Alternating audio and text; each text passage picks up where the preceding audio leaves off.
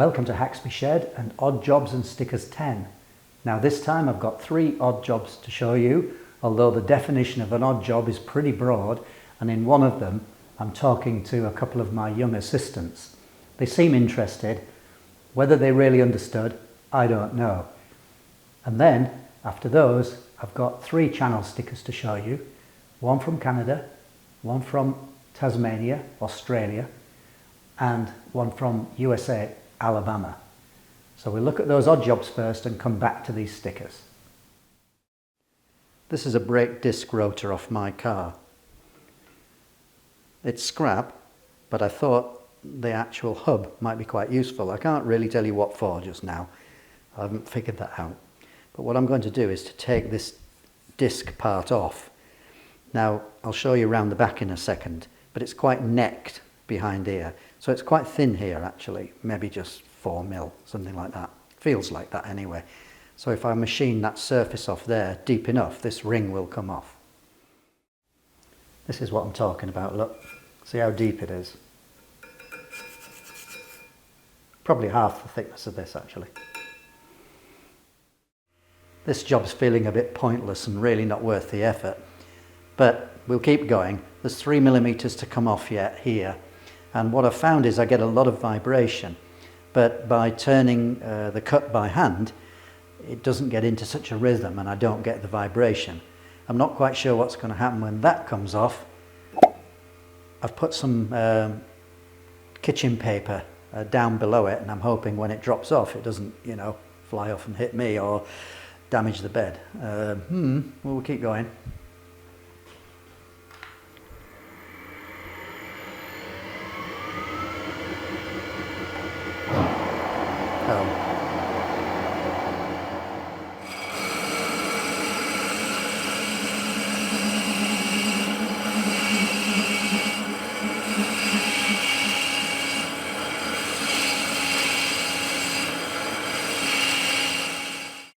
There's about 1/2 mil to go, so I'm just going to see if I can machine through with the point of the tool there. I'm just worried about this thing. Maybe when it starts to break off, I'll just knock it off with a mallet or something.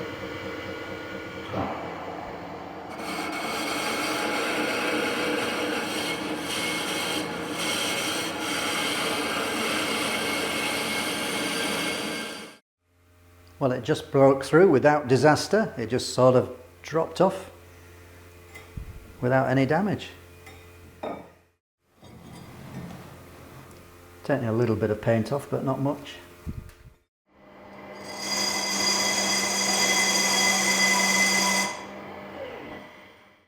Well, I'll put this aside now to await some future use.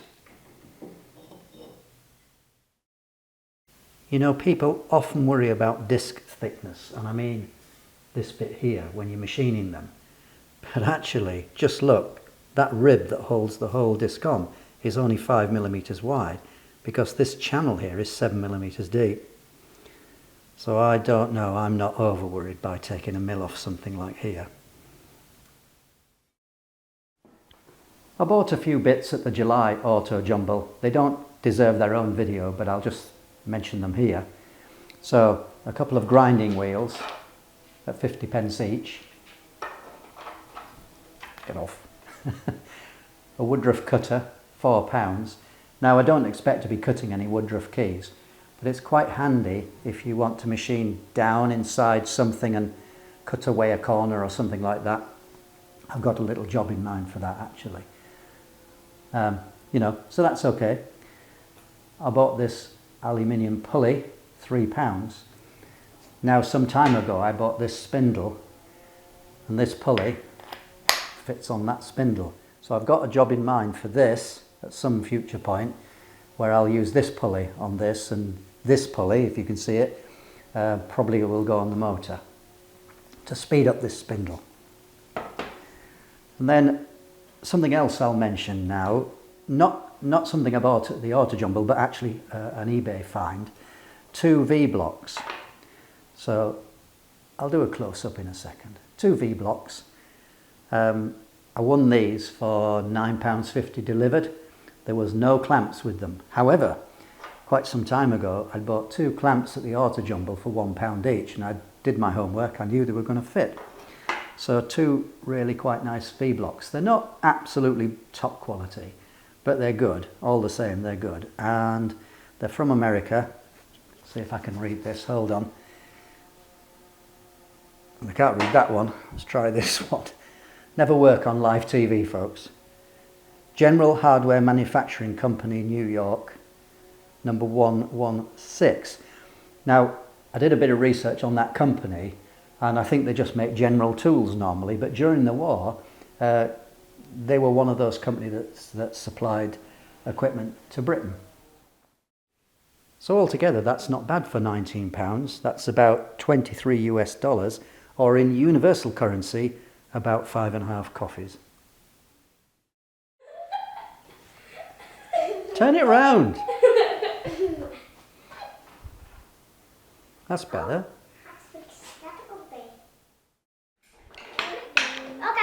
Yeah, right. Shh, shh. Right, okay. So I've got this square I've had for years, and you see it's quite old and rusty, isn't it? And I worked out the other day that it wasn't 90 degrees anymore. At least I don't think so.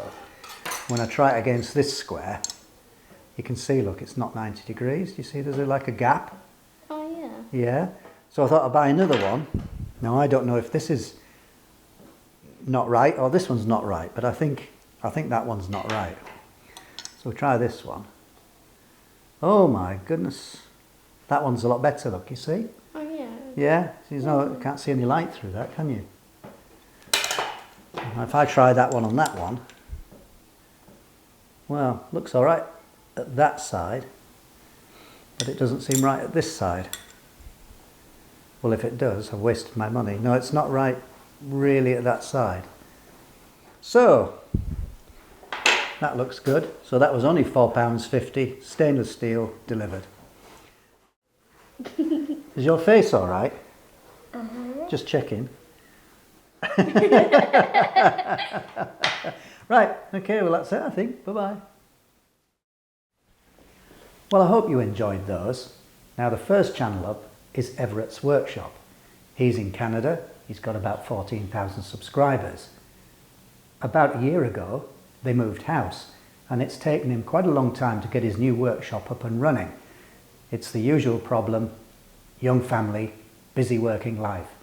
But in this video clip, you can see him and his wife making a prize draw to celebrate the fact that they've got the new workshop up and running finally.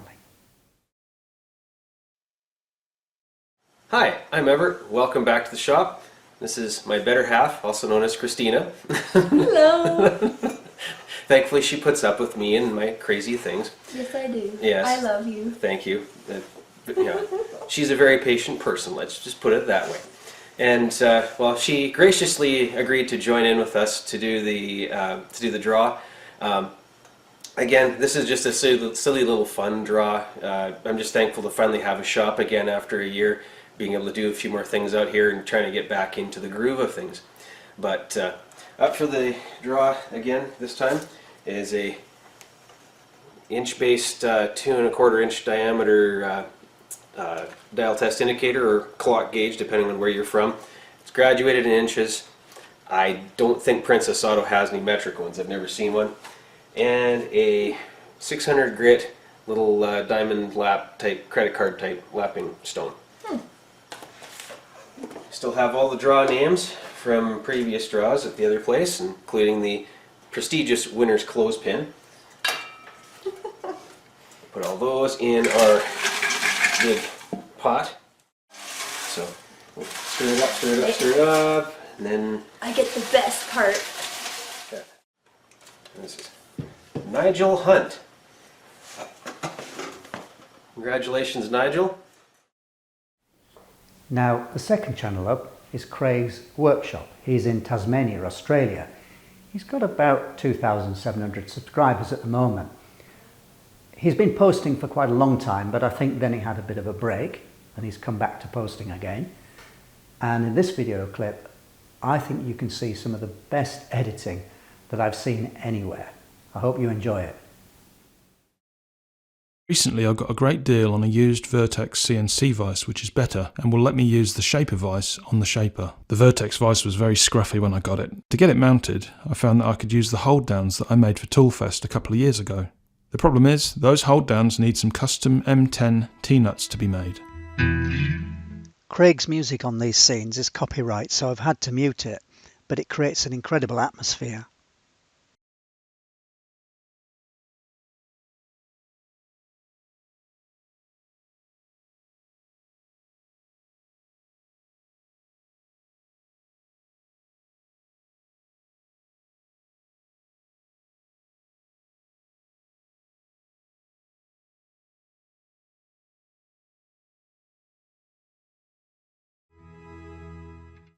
This material should do. It's a bit rusty though. I need enough length to make up 6 T-nuts, 3 a side.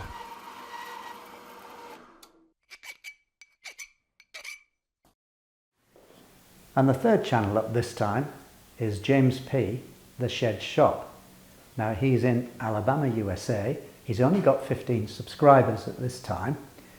And I think he wouldn't be upset if I said that his videos probably wouldn't win any awards at this stage. But we all have to start somewhere. You know, when you take on a machining hobby and a video presenting hobby, you're really starting with 2 hobbies.